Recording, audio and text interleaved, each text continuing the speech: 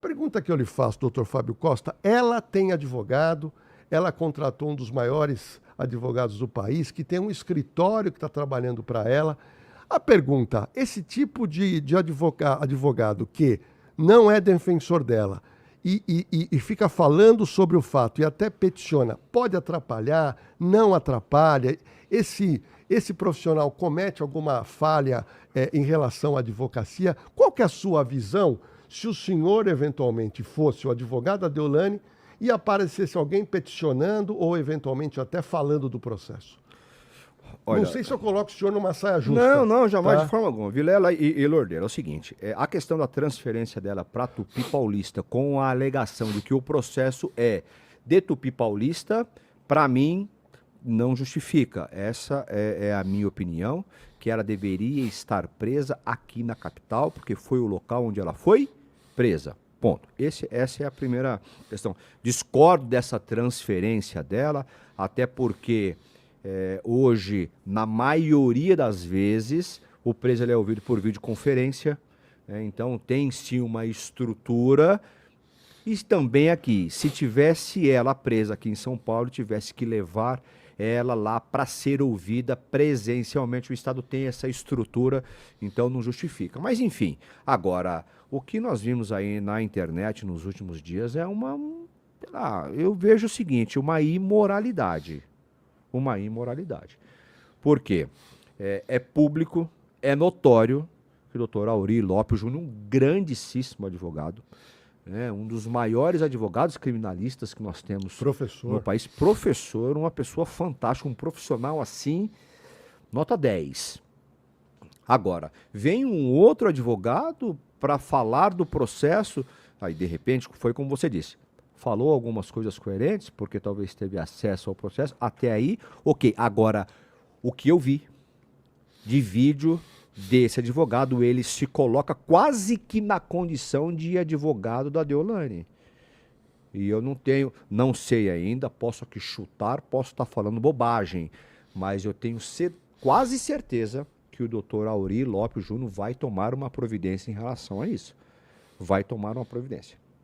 Agora, esse habeas corpus que ele impetrou em face dela, olha, pode não ser ilegal, mas eticamente é imoral. Eticamente é imoral. Pode atrapalhar a defesa? Pode atrapalhar, inclusive, se isso atrapalhar, cabe, lógico, uma representação, né? E aí quem vai decidir é a OAB, né? Mas cabe uma representação dele contra o advogado, e se atrapalhar, cabe uma representação, cabe um processo contra ele, se ele atrapalhar no processo. Então, eu vejo o que eu vi, en passant, assim, nas redes sociais, é um sujeito querendo, digo sujeito assim, com respeito ao colega, sem ser pejorativo, mas querendo mais mídia do que resultado, né? Então, porque vem a público para falar do processo, até aí normal, nós também falamos do processo, né? Agora, como tem pessoas que falam de processo, não entendem de processo e não entendem do processo. Mas essa questão eu vejo uma questão meramente midiática dele, uma questão que pode sim atrapalhar, ele pode ser responsabilizado não só por ela que eu digo Deolane, a não ser que ele tenha tido a autorização dela para isso, o que eu duvido muito, porque ela fez uma bela de uma contratação de um grande profissional, Que não é barato. Que não é barato. Então eu vejo que com certeza ele vai tomar algum tipo de providência para cessar isso, porque aponta meio que genericamente, meio que superficialmente que o processo tem falhas, mas não aponta qual é a falha, não aponta qual é a contradição, joga-se uma semente para tentar de repente surfar na onda de um dos casos que hoje, e aí eu te falo com muita propriedade, em se tratando de caso criminal, hoje é um dos principais casos criminais que nós temos no Brasil. Pela dimensão, pelo nome, pela investigação. Mas isso vai puxar, vai cair muita gente embaixo? Vai cair muita gente, porque nós temos um grande... O nome de uma pessoa que tem 25 milhões de seguidores na internet, é um grande nome. Nós temos o advogado dela, um grandíssimo nome, Dr. Auri Lopes Júnior.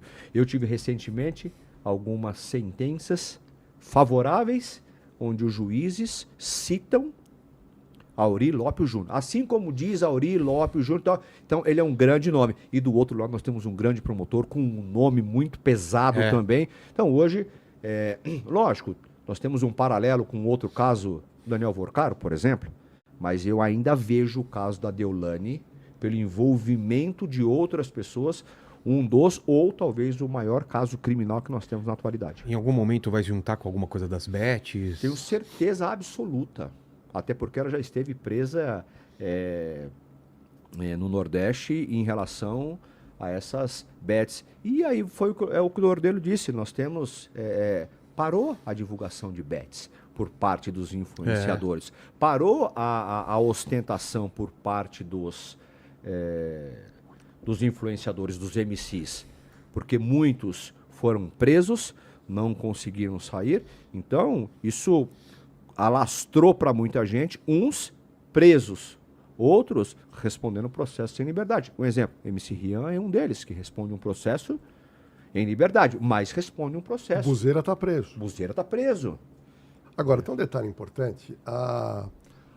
As irmãs sustentam que ela é inocente e a própria Deolane Bezerra, ela tem feito cartas manuscritas, isso é possível fazer. A irmã vai lá visitar o advogado, ela faz uma carta e ela entrega para as irmãs eventualmente falarem com o seu público, com 25 milhões de seguidores. Mas eu me recordo, Vilela, que nas primeiras cartas ela alega completa inocência. E ela alegava o seguinte numa das cartas: eu fui presa e a polícia não me ouviu. Isso foi o primeiro reclamo dela antes de contratar o doutor Aurí. Eu fui presa e até agora eu não tive condições de explicar. Ok, os delegados, antes de finalizarem o inquérito policial, foram em Tupi Paulista para fazer o interrogatório dela. E naquele momento, doutor Fábio, ela se reservou no direito de permanecer calada. No direito dela. Doutor Fábio, se ela queria falar toda a inocência dela, se ela é uma advogada criminalista, por que ela se recusou a dar uma primeira explicação para provar a sua inocência, aonde ela fala isso por carta, mas quando ela estava na frente do delegado, ela falou, não, prefiro me reservar no direito de permanecer calado. Estratégia pura. Estratégia pura. Às vezes, na maioria das vezes, não é necessário, não é prudente, não é bom falar na delegacia, porque na delegacia, com a quantidade de indícios, aí nós não estamos falando em provas, que prova, para ser prova, tem que estar lá dentro do processo para passar pelo contraditório, pela ampla defesa. Na delegacia nós temos os indícios. Agora, com a quantidade de indícios que a polícia tinha dentro de um inquérito policial para mandar para o Ministério Público, e o Ministério Público com certeza iria ofertar essa denúncia aqui contra ela, ela disse, vou me reservar no direito, porque não adianta eu contar aqui, eu vou antecipar o que nós podemos usar lá na frente. A nossa estratégia, se a gente adiantar aqui, ela vai chegar com pouca força lá na frente. Então eu acho que foi uma questão de estratégia e nesse momento eu acho que ela já estava com o doutor Aurí e aí não tenho dúvida nenhuma que foi sim uma orientação, embora ela seja advogada criminalista, eu tenho certeza absoluta que diante do profissional que ela contratou, ela está seguindo à risca tudo o que ele disse. E ficar em silêncio na delegacia, no ato do inquérito policial, tenho certeza que foi uma orientação do advogado. Agora, tem um dado interessante, que é uma defesa que eu chamo de defesa digital.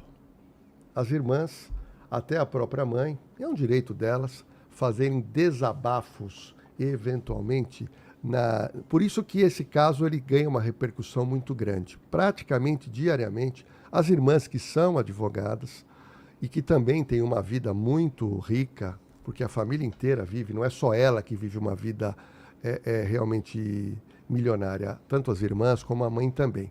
Mas o que eu vejo é uma defesa digital, tentando falar com esse público.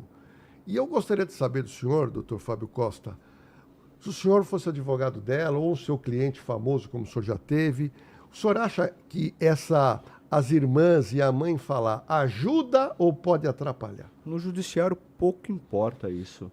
Eu acho que essa questão das irmãs, a todo momento, estarem nas redes sociais falando, eu acho que é para manter muito mais o engajamento dela, porque aqui nós temos uma denúncia E dessa denúncia aqui a gente já pode ter uma noção de que se ela for condenada, a gente já consegue ter uma noção de quantidade de pena, a gente já consegue ter uma noção de quanto tempo ela vai ficar presa, a gente já consegue ter uma noção em quanto tempo ela vai estar na rua. Então eu acho que esse falatório diário é para movimentar rede social. Eu não tenho dúvida nenhuma de que o juiz de Tupi Paulista, na hora de sentenciar a Deolane e os demais neste processo, pouco importa o que as irmãs falaram na internet, pouco vai influenciar o que os seguidores disseram, falaram.